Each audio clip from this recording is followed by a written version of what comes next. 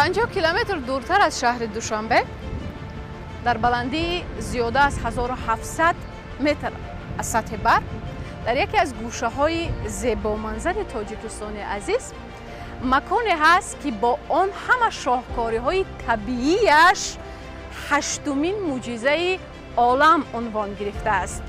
درود بینندگان عزیز، برنامه روایت یا حقیقت از پیشنهاد شما از تلویزیون سیاحی و هنرهای مردمی در نشر امروزه باشد وابسته به معجزه های استراحتگاه خواجه آبی گرم خواهیم گفت.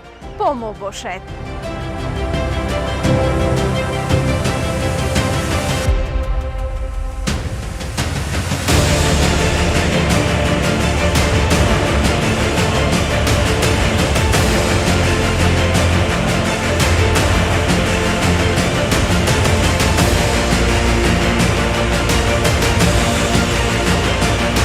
دهه خواجه آبی گرم موضع باستانی طبیعی که با داشتن دریاچه‌های پرطغیان، گل و گیاهای دعوابخش، اقلیم مساعد و هوای فارم و چشمه‌های پر اسرار دعوابخشش طول عصرهاست که دقت آدمان را به خود جلب نموده. بابت طبیعت زیبا و اسرار دعوابخشش ده‌ها روایت و قصه‌های جالب را می‌توان شنید.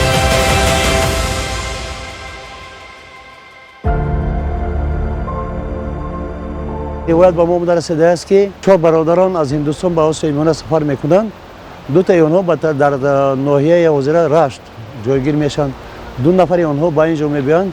اینها برادران خواجه ابوطلحه و خواجه حمیتی. وقتی که برادران به اینجا میبیند میبینند که از چشمه ها از چکوری ها آبی گرم میبراید. برادر کلانی خواجه ابوطلحه در یکی از همین چکوری ها آبازی کرده از گرمی آب نابود میشد. برادر خودی است که همراه او بود او را از زمین چکوری گرفته 100 متر از زمین چکوری دفن میکنند. اگر در اصل بینیم روایت توقی میبرد چون که همه قبر خواجه ابوطلحه 100 متر دورتر از همون چشمه های گرمی که در خواجه آبی گرم میبرد جایگیر شده است.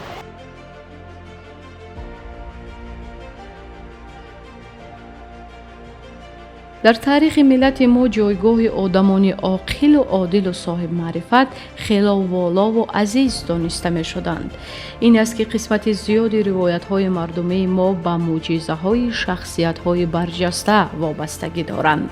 قصه دیگری که بابت پیدایش چشمه های دعوابخش و کشف آنها در بین مردم روستای خواجه آبی گرم موجود هستند و شخصیت با نام خواجه ابوطلحه وابستگی دارند. روایتدانان قصه میکنند که زمان در این مکانها خردمند عمر به سر می برده است که ابوطلحه نام و خواجه عنوان داشته است. ابوطلحه مرد دانشمند بوده است که 40 سال عمر خویش را در راه دانش آموزی گذرانیده برای ترغیب دین اسلام کشورهای زیادی را گشته صدها شاگردان داشته است. در آخرهای عمر خویش او دلز ثروت و منصب دنیا کنده راه سوی کوهستان گرفته دهه خواجه آبی گرم را که آن زمانها برزاب قلعه نام داشته است مکان سکونت انتخاب نموده است. سالهای آخر عمرش خواجه ابوطلحه بسیارتر گوشه‌نشینی را انتخاب نموده بیشتر به کوه عظیمی را که یک چند فرسخ دورتر از دهه بوده است و چله نشینی می رفته است. همینطور خواجه ابوطلحه باره به کوه برآمده است و برنگشته است. مریدان و شاگردان در پی جستجوی خواجه ابوطلحه برآمدند و او را پیدا نکردند. اما چشمه های پیدا نمودند که در مسافه های نزدیک جایگیر بوده یکی آبی شیرینی خنک داشته است و دیگر گرم. در نزدیکی این چشمه ها مکان دیگری کشف نمودند که از زمین بوق تفسانه می برآمده است به مانند که گویا زمین نفس می کشد. همین گونه اسرار علمی این چشمه و مکانهای زیبا منظر برای مردم پر از معما وانموده مردم این همه جالبیت طبیعت ناآموخته را از معجزه های خواجه ابوطلحه دانسته به پاس احترام او نام چشمه را که آبی گرم داشته است خواجه آبی گرم، کوه را که خواجه ابوطلحه چله نشینی میکرده است کوه مزار، مکان زیبا و پر پر از درخت نزدیکی کوه را ارچمزار و چشمه شیرینی که از دل سنگ جاری می شود آب مزار نامگذاری نمودند.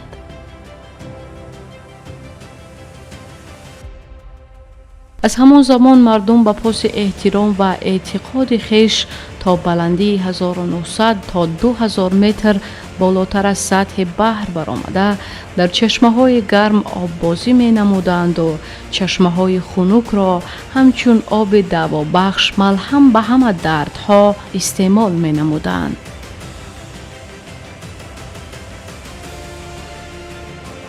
پیدایش همین آب شفای رادانی، بوغی رادانی، همین بینا از روی روایت ها به عمل آمدند، از روی اعتقاد، از روی جلب شده اعتقاد ها بودند که مردم به اینجا جلب شدند.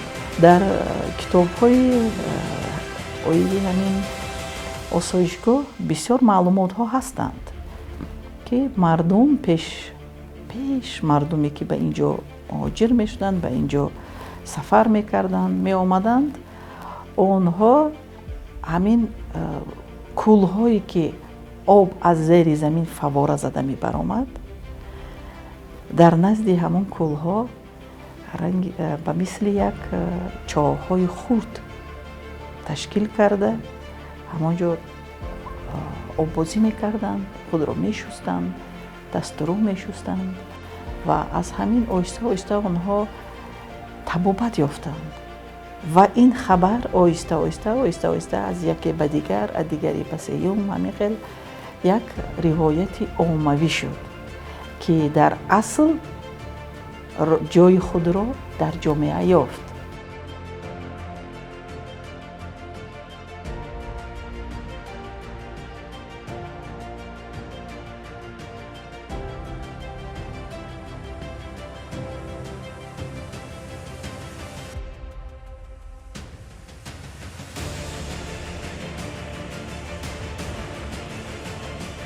در قرن 19 در صفحه تاریخی این مکان آوازه‌دار که دقت خادمان علمی را به خود جلب نمود، صفحه نو بازگردید.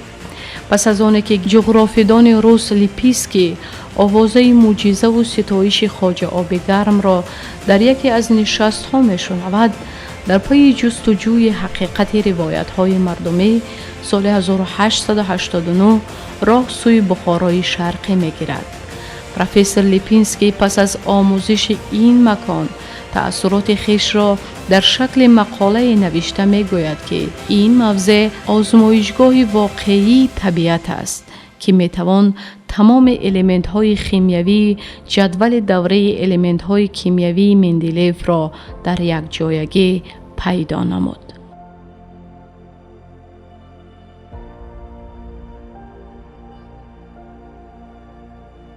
با نظرداشت این همه شاهکاری های طبیعت، با تلاش دو خادم علمی و سیاسی تاجیک، نصرت الله مخزوم و شیرین شاه تیمور، سال 1935 در این مکان آسایشگاه طبابتی تأسیس داده شد.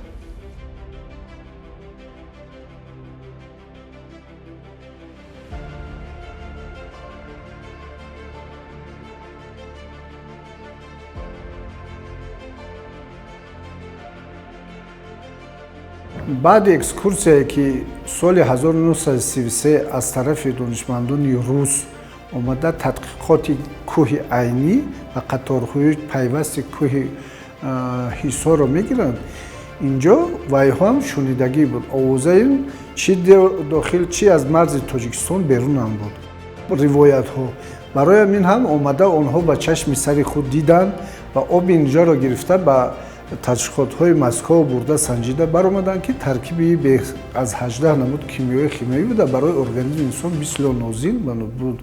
برای همین برای چیل کرد اینجا آسایشگاه تشکیل کرد. همین منطقه رکراسیونی تویستون را با جای ذکر است که با فرمان همون وقتی رهبر اتحاد شوروی یوسف ویساریونوویچ استالین در تویستون اکسپدیسیون بزرگترین کمپلکسی در سمت منطقه رکراسیونی گذرانده شد.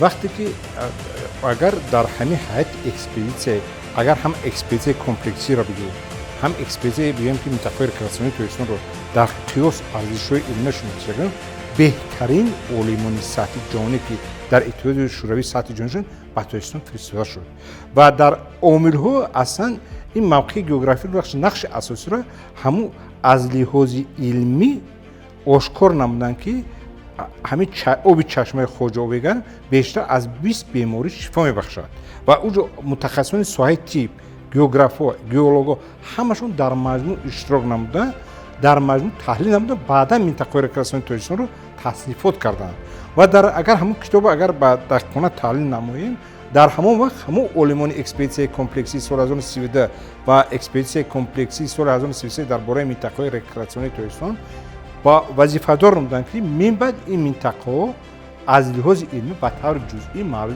آموزش قرار گیرد چون که هم از اگر از عمومی حرف زنیم چقدر اگر چشمه از تگ زمین برآید شفا بخشی آن زیاد است اگر از لحاظ گوناگون شکلی گنوم توریستان رو مکه لابراتوار طبیعی میگن طبق نگارش‌های علمی تقریبا 3.6% منطقه آسیای مرکزی رو توریستان تشکیل می‌کرد لیکن 36% گوناگون شکلی بیولوژی در حدود جمهوری توریستان وامی خورد از این لحاظ تصنیفات وقتی میکنن گپ در سخن درباره اونها به طور اون مسئله اونها هر یک نمود رسمی حیوان رو جزءاً با در سطح بلند مورد آموزش کرده بعدا تفسیر و خلاصه‌های خودش رو نشون نمیدن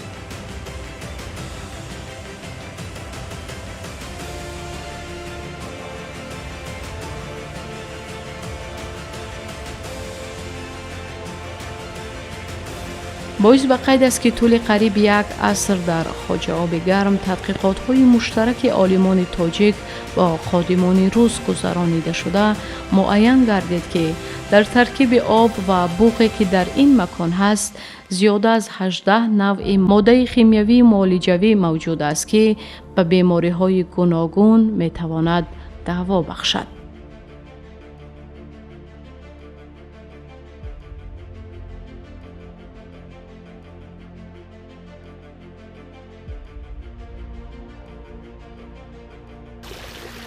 در جدول دوره المنت‌های شیمیایی می‌دیدیم رادون و رده‌بندی آن المنت‌های داخل می‌شود که در ترکیبشون ریاکتیو یا اتم دارد و اگر در کشورهای دیگر این المنت شیمیایی طریق کارهای تحقیقاتی به دست آید در تاجیکستان ما این المنت از قعر زمین فواره زده و بیرون می‌براید. چگونه؟ بنابر سببی که موقع بیولوژی این سرزمین خیلی سازگار هست چشمه‌های گوناگون از ترکیب زمین به بیرون می‌برایند همراه آن آبها المنت شیمیایی رادون از قعر زمین به بیرون می‌براید با وجود اونه که ما در طبیعت جایگیر هستیم در 3 متر گرداگرد ما بوغ این چشمه تاثیر میرساند و باید گفت که حالا ما به این چشمه دست رساندن نمیتوانیم زیرا که تا 97 گرادوس گرم است.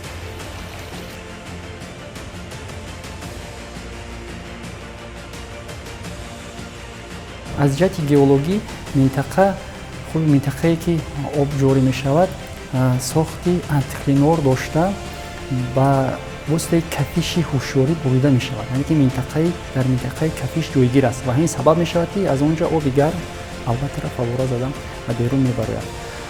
از جهت علمی در گئولوژی یک مفهوم هست که اون رو گیاترمیسی گرادین یعنی درجه گیاترمیکی معلوم شده است که در 100 متر 3 درجه به سوی چخوری رفتن گرمی زیاد می شود. یعنی این گرمی از چی وابسته است؟ از اون جریان‌های گرمی که در داخل خود زمین موجودند. بعداً وقتی که ما گرمی میگوییم پیش از همه منطقه جایگیر شوی همون آب‌ها باشد یا که یگان دیگر عامل باشد دانستن شرط و ضرور است برای که هر یک منطقه زمین وابسته از خصوصیت جایگیر شویش فرق میکنند و اون جنس‌های که در اونجا جایگیرند مالکه از مکتب میانه میدونیم که هر یک جسم یا جنس وابسته از خاصیت‌های فیزیکی شیمیایی خود گرمی رو به خود قبول میکنه از خود میگذرونه همین یعنی که یک عامل اساسی می باشد که با گرم شوی خود آب‌ها یک سرچشمه تاثیر کننده می‌باشند. دیگر اینکه خود آب‌ها غذا میگیرند. اگر از جهت علمیش گیریم آب غذا میگیرد و پر که شد آب خالی میشه جای دیگر. غذاگیری خودی همین خواجه‌ها بیگر از آب‌های بلندی تازه اتمسفری از فیرن‌ها از برف‌ها سرچشمه میگیرد و ما خواهیم نخواهیم که این آب با قسمتی آب‌های ترقیشی داخل میشود. یعنی که آب این باشد که از جنس‌های کوهی سخت ما جنس‌های مگماتیکی میگیم که قسمت هم متمرکزی از آنها جاری شده میبرد از کفیشی، یعنی که از کفیش‌ها از منطقه رزوان. خب ترکیب این آب‌ها از چی وابسته است؟ ترکیب آب‌ها اساساً از اون جنس‌های کوهی که وای یعنی که به زبان سیرکولیاسیون میگیم، یعنی که گردش خورده با قسمت بالای زمین میبرد. چگونه جنس‌ها این ترکیب از همون وابستگی دارد. خب اون معلوماتی که نسبت ترکیب آب‌های آب گرم خواجه‌آبی گرم هست از اون دولت میکند که ترکیب آنها اساساً فلوریدی، گیدروکربناتی، سولفاتی، خلوریدی یکی گیدروکربناتی، خلوریدی، نتریدی میشوند. بغیر از اون در ترکیبشون هست است کرمنی، خب از گازها آزوت است، سرودرود هست و رادون هم نسبتاً به مقدار کم در اینها وجود دارد.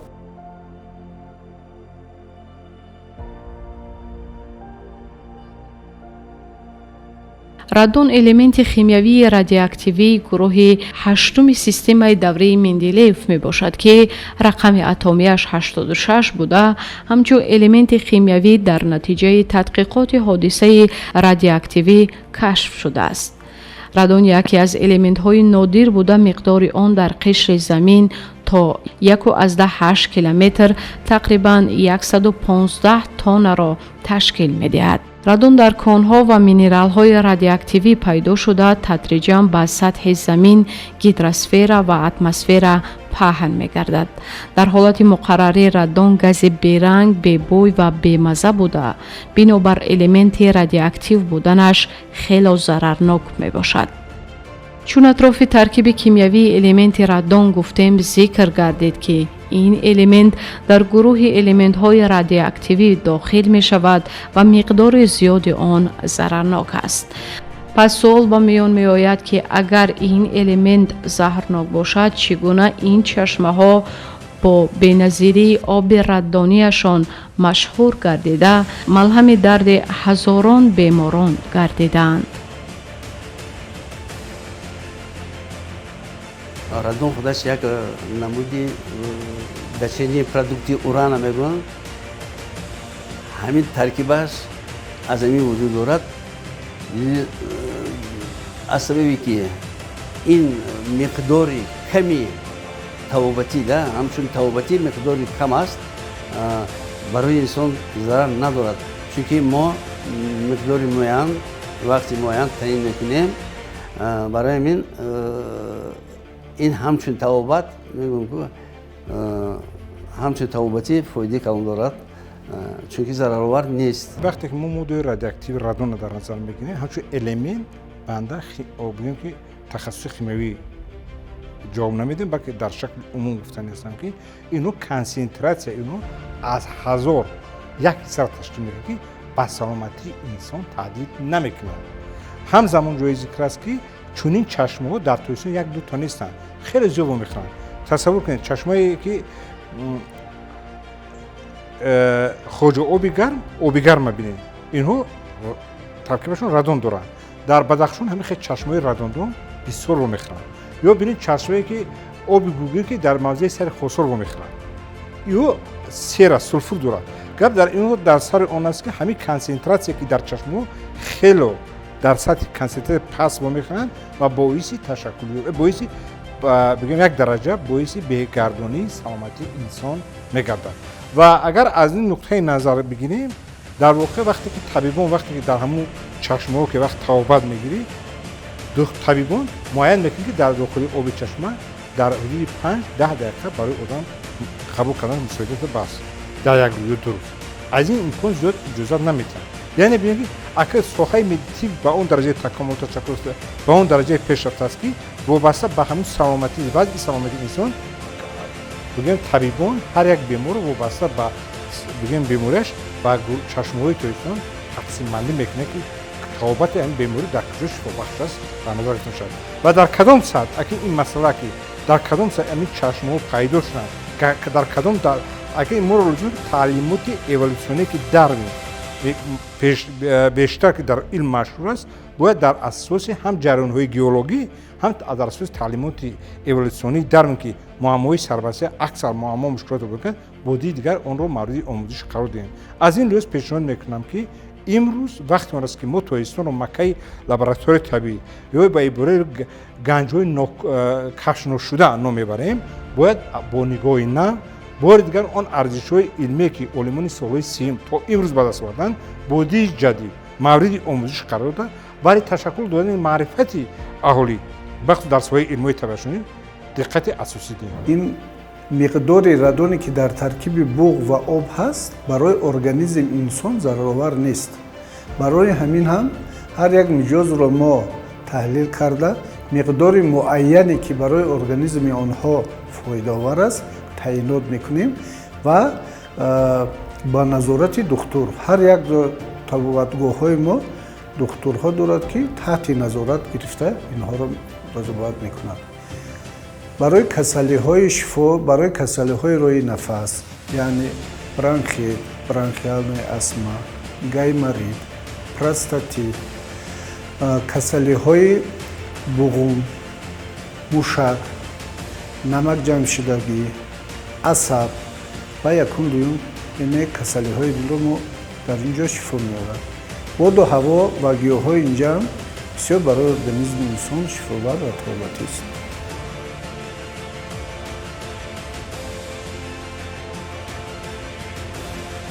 باعث به قید است که خوجه آب گرم نه تنها بهترین آسایشگاه آسیای میانه دانسته شده است بلکه با داشتن افضلیت‌های طبیعیش این آسایشگاه بهترین استراحتگاه عالم محسوب می‌یابد. زیرا امروز خوجه آب گرم یگانه آسایشگاه به شمار می رود که در آن آب و بوق ردانی طبیعی به علاوه موادهای کیمیاوی صنعی برای طبابت استفاده برده می شود و محض همین افضلیت طبیعی نفوذ و اعتبار این گوشه کشور ما را آوازدار نمودند. تاکید باید نمود که تا عصر گذشته در برابر آسایشگاه خوجه آب گرم چنین آسایشگاه در فرانسه هم موجود بود اما در آخر عصر 20 بنابر سبب‌های نامعلوم چشمه‌های ردانی که در فرانسه بودند خشک گردیدند. و مثل خوجه آب گرم در جهان دیگر چنین آسایشگاه وجود ندارد که دارای بوق ردانی باشد. در دیگر آسایشگاه ها هستند آب ردانی دارند آب شفایی ردانی لیکن دارای بوق ردانی تنها در جمهوری ما در جمهوری تاجیکستان در آسایشگاه در همین خوجه آب گرم موجود است و این موضع برای بسیار بیماری های بی‌ضروریاتی برای شخصانی عصب خسته برای شخصانی که بعد از جراحت بعد از صدمه بعد از کاری زیاد کردن خسته شدن عصب میتوانند به اینجا مراجعت کنند. اینچنین شخصانی که دارای بیماری های چوره ستون مهره پراتروزیا بعد دارای لردوز اسکلیوزی ستون مهره می باشند می توانند به آسایشگاه ما مراجعت کنند.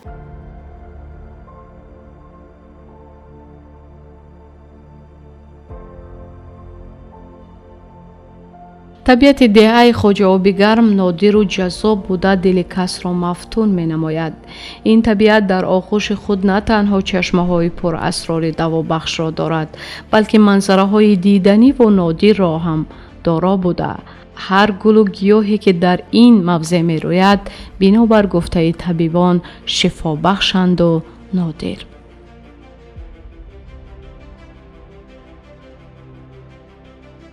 ما بغیر از آنی که آب نوشاکی شفایی داریم بغیر از آنی که آب گرمی معدنی داریم بغیر از آنی که بوغ ردانی داریم بغیر از آنی که ҳавои тоза, чашмаҳои зебо, руди зебо, гиёҳҳо ки бисёр ҳам дар осоишгоҳ зиёд истифода мешавад. Мо як гӯшаи гиёҳдармонӣ дорем ва қариб гӯем ҳам мешавад, хато намекунем.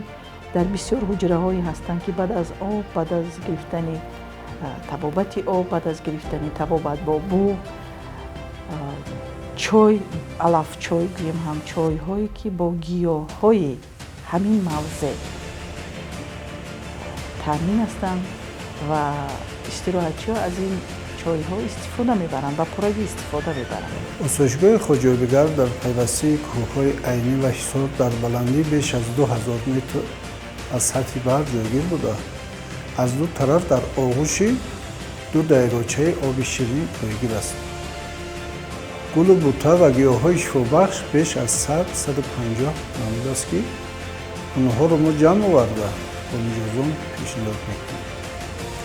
асоси табобати осоишгоҳи хоҷоибигар ин оби гарм ва буғи шифоест ки дар ҷаҳон нотакрор аст. дар баландӣ беш аз 2000 нуқтаи ҷӯшиш яке ба ҷӯшови гармиаш 95 ва 97 дараҷа омада мерасад.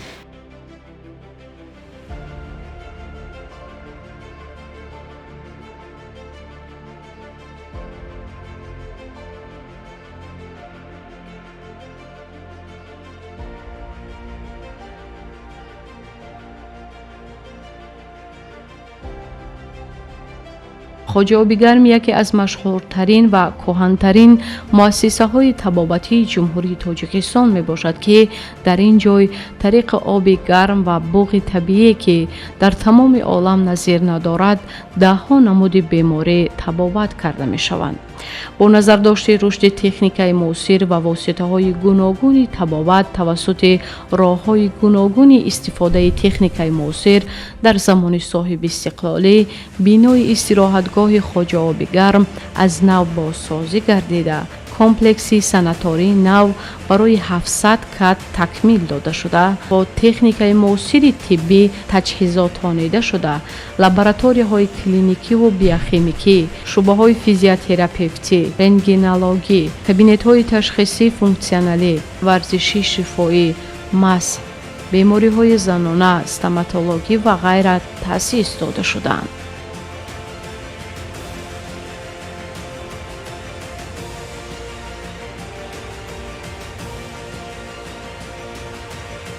ҳамин видеое ки ҳозир мебинед ростига то 2010 сол бисёр афғор шудагӣ буданд, таъмирталаб буданд. баъд аз он ки ҳамин осоишгоҳ ба дастгоҳи иҷроии сохтмонӣ зез гузаштанд, осоишгоҳ симои дигар гирифт, чунки корпуси А, бинои А мегӯем, ремонти капиталӣ гузашт, корпуси Б ва дар лечебница тамом бо таҷҳизотҳои ва пурра таъмир шуданд, бо таҷҳизотҳои нави табобатӣ, истироҳатӣ муҷаҳҳазонид шуд. дар ин осоишгоҳ қариб ҳазорҳо табобат мегиранд. албатта ин буғе ки дар ин осоишгоҳ ҳаст, гуфта мумкин ки дар ҷаҳон нест, чунки ҳаст дигар намуди буғҳо ҳаст ки таркиби ва моддаҳои органикии заҳрнок бисёр аст, барои иҷоза намедиҳанд барои нафаскашӣ. ин ягона буғе ки чигӯем ҳаматарафа фоида дорад, чунки таркиби ҳамон буғи радонӣ аҷоибот микроэлементҳо ҳам ҳаст ки барои табобати ҳамин беморон фоидаи калон мерасонад. дар қатори ин обу буғи шифо дигар табобатҳои ёрирасон ҳастанд ки мана ба монанди ҳуҷраи физиотерапевтӣ, парафин азакирит, лой дармонӣ, сӯзан дармонӣ, محصهای الکتریکی برقی من کریستال مصرف میکنیم، ویبرا مصرف میکنیم، کین کونگ میکنیم، تا نوگا بیست.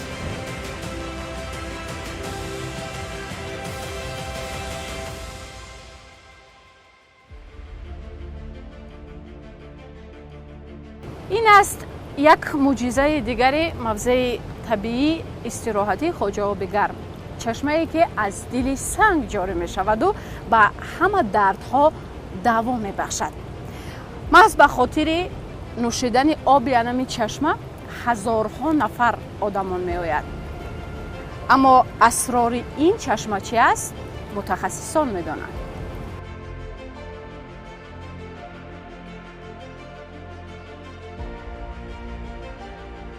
همین آب چشمه که شما دیده گذاشته دیدن کردید، این آب چشمه این همه خیلی یک آب عادی نیست. این آب نوشاک مدین، یعنی که آب نوشاکی و هم این آب خصوصیتی خاص دارد. خصوصیت خاص برای تبابت بیماری های سنگ گرده، نمک گرده به حد اهمیت خود دارد. بسیار شخصیت هایی که دارای بیماری سنگ گرده می باشند، نمک گرده می باشند، آنها به یگان ممانعت، به یگان یاری تجلی، به یگان داروها، داروواری ها، مواد های داروواری از این استعمال می کنند و شفا می یابند. بغیر از آنی که گفتیم درباره روایت های مردمی، یعنی اخلاص کردن، این هم به خود یک خاصیت دارد. لیکن با وجود اخلاصی که مردم به این آب دارد، این آب خود در ترکیبش 18 مختلف الیمنت های سیستم ایمنی دارد و این آب از تحقیقات های لابراتوری گذشته دارای یک طلبگارهای خود را دارد، یعنی شخصیت هایی هستند که به این آب همچون یک آب شفایی، یک آب طبابتی و یک امید می آیند. چون از اسرار دوابخشی خواجه آب گرم گفتیم، باید قید نمود که این مکان برای شخصان گرفتاران بیماری سرطان، زنان حامله و کودکان تا 18 ساله توصیه داده نمی شود. در نتیجه تحقیقات طبیبان معین گردیده است که با داشتن الیمنت های گوناگون شیمیایی در ترکیب بوق و چشمه های خواجه آب گرم، تبابت این قشرهای جامعه قطعاً منع کرده شده است. بیماران قلب اساس این به بیماران فشار بلندی، بیماری های سکته میوکارد که تا دوام 6 ماه 1 سال گذرانده باشد ما قبول کرده میتونیم. بیماری استنوکاردیا قبول کرده می شود و بیماری های راههای نفس، بیماری های برانخیت، بعد از پنیمونیا و چیا، بیماری های سیستم عصب، بیماری های پوست، بیماری های تکیه و حرکت، بیماری های مشک و استخوان در آسایشگاه ما براه مانده شده. وقتی که مزاجان به آسایشگاه ما مراجعت میکنند، ما در حال فشار خونی اون را میسنجیم، ثبت برقی دل میگذارونیم، شعبه لابراتوری داریم، تحلیلگاه داریم، سطح درجه نوکی مقصد خونشون رو تحلیل میکنیم، وابسته به بیماریشون توبت‌ها رو توصیه میکنیم. در آسایشگاه قبول کردن نمیتوانیم بیماریانی کسل‌های سرطان، بیماری سرطان داشتگی، بیماریانی فشار بلندی داخلی کاسه‌خانه چشم، گلاوکوما، بیماری‌های سیل، یعنی که بیماری‌های توبرکولوز رو ما در آسایشگاه قبول کردن نمیتوانیم. حقیقت روایت های مردمی دهه خواجه آب گرم را خادمان علمی با طرز های گوناگون شرح می دهند. از جمله عامل اساسی دوابخشی این منطقه را خادمان علمی در شاهکاری های طبیعت می دانند. بنابر گفته عالمان علمی اکولوژیا و گیولوژیا، طبیعت بی‌نظیر و پر اسرار تاجیکستان است که با داشتن همه الیمنت های شیمیایی مرهم جسم و جان آدمان گردیده است. این چشمه و بوق‌ها تاریخ 1000 ساله داشته، در نتیجه عامل‌های گوناگون طبیعی همچون معجزه طبیعت پدید آمدند.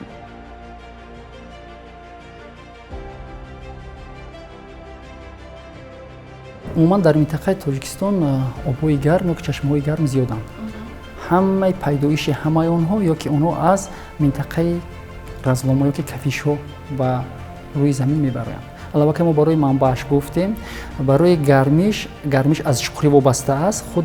خود همین خوجه آب گرم سر می شود از به هر خیل حساب‌ها از 60 تا 98 درجه گرمی دارد. ما چه در بالا علاقه صاحب گرمی این رو گفتیم. عموما در ساختار زمین ترقیش‌ها نقش اساسی رو کفیش‌ها نقش اساسی رو اجرا میکنند. زمین ما یک چند دوره تکتونومگماتیکی را اثر گذرانده است. یعنی که هر یک دوره تکتونومگماتیکی به خود یک جهت خاصی گئولوژی دارد، ساختاری دارد. خب اون ترقیش هایی که انا همین دوچاری انا همین دیگرگونی میشوند و به تغییر میمونند، اینها را عموما کفیش های چقور مینامند و ما میدونیم که قبط چقورتری اگر یادرا و منطقه یعنی که یک گداخته شده به نهایت گرمی زیاد دارد. انا پوستوق زمین در کانتیننت‌ها خشکی و در اقیانوس‌ها دیگر است. یعنی که اگر در اقیانوس‌ها بالاتر باشه در کانتیننت‌ها نسبتاً قفس‌تر است. قبط از اون منطقه دورتر است. لیکن به هر صورت وقتی که کفیش‌های ما از اون زمین منشأ میگیرند یا که رفته میرسند، البته رو نوبای گشته میروند یا که از جنس‌های کوی در نتیجه مبادل گردیدن جنس‌های کوی پیدا شوی خارج میشوند، بوق میشوند، سیرکولیاسیا یا که گردش خورده به قسم بالایی میروند، همین سبب اصلی گرمشویی میشود. اما با منطقه‌هایی هست که از منطقه دورتر گوییم یا که از ولکان‌ها دورتر این قاعده رو رعایت نمیکنند. گیاتریسم گرادین که درجه گیاترمیکی رو رعایت نمیکنند. یعنی که میبارد از چقری آب لیکن گرم نیست، خنک است. یعنی که جنس‌های اطراف هم نقش خود رو اجرا میکنند. خب ببینید همین آب خودش در یک مورد وابسته از موقع جایگیر شوی اون جنس‌های اطراف تاثیر میکنند، گرمی را گرم شده و بالا میبراید.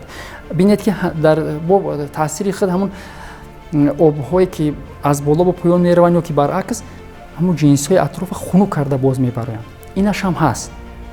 در دیگر منطقه یعنی که عکس العمل به وجود میآید. برعکس هرچند که آب از چقری میبراید اونقدر گرم نیست. اون عامل‌هایی که ما در بالا گفتیم البته تاثیر خودشون میرسند. یعنی که جسمایی هستند که گرمی رو به خود قبول میکنند نمیگذارن، جسمی که به خود قبول میکنه از خود میگذارن. و غیر از این چقورتر که ما رفتیم بوق زیادتر میشه. وقتی گرمی زیاد شد البته آب رو که دیگر آب بوق میشه، نه بلکه چندین مثلا الیمنتی هست که به طوری بوق عمل میکنن وجود دارن و در نتیجه ریاکسیون شیمیایی به بالا برآمده. البته ببینید که هر یک آبی که هست در این خود تاجیکستانی ما زیاد از این نمیریم ترکیب شیمیایی گوناگون دارن.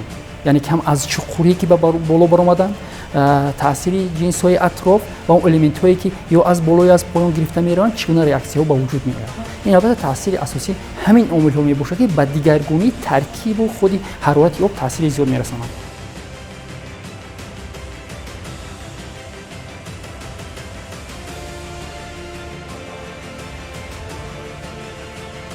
اگر در استراحتگاه‌های کشورهای دیگر توسط الیمنت‌های کیمیایی استراحتگاه‌های طبابتی چون خواجه آب گرم تأسیس داده شده باشند، آن نتیجه آفریده دست انسان است. اما طبیب اساسی بیماران استراحتگاه‌های خواجه آب گرم تاجیکستان طبیعت است.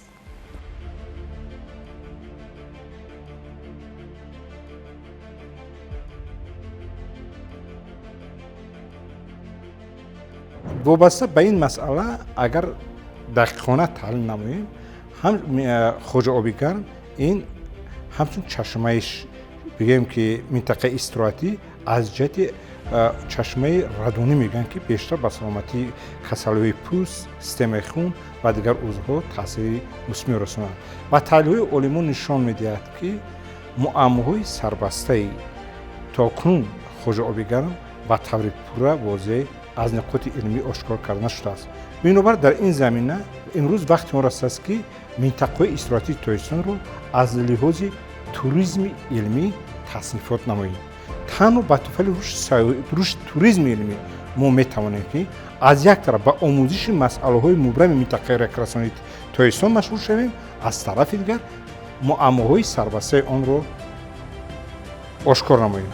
گرد از سر آن است که همه علم بر نظر بنده همه روندهای علم در زمینه افکار اندیشه‌های روایتی تشکل پیدا شده است و بگیم که با عبارت دیگر که محض روایت سبب آموزش رشد علم در جامعه معاصر گشته است.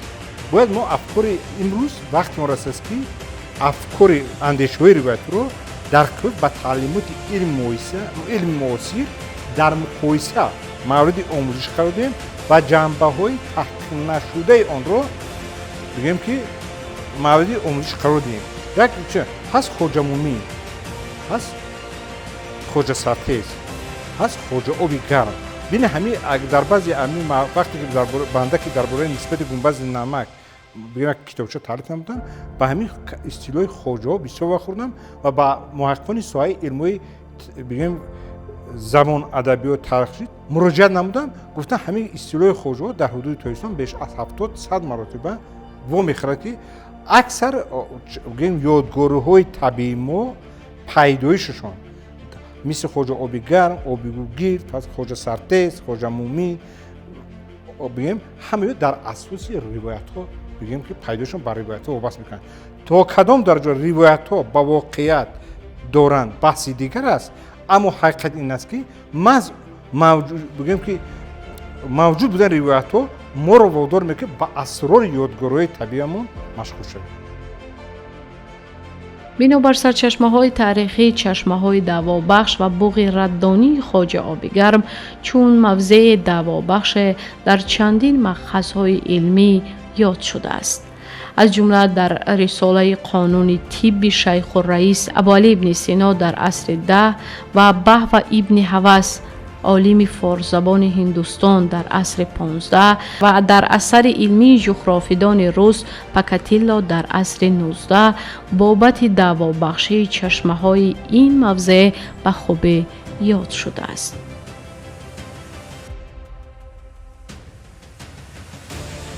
متاسفانه وابسته به شخصیت با نام خواجه ابوطلحه معلومات‌های مفصل تاریخی را پیدا کرده نتوانستیم. اما چون خواجه ابوطلحه را یکی از خدمتگزاران و دانندگان خوب دین اسلام می‌دانند، در صفحه‌های تاریخی شخصیتی را پیدا نمودیم با نام ابوطلحه ابن انصاری که یکی از صحابگان و پیوندان پیامبر اسلام محمد صلی الله علیه و سلم بوده است. اما متاسفانه بابت آمدن این شخصیت به حدود آسیای میانه در یگان سرچشمه‌های علمی تاریخی معلومات دقیق پیدا نکردیم.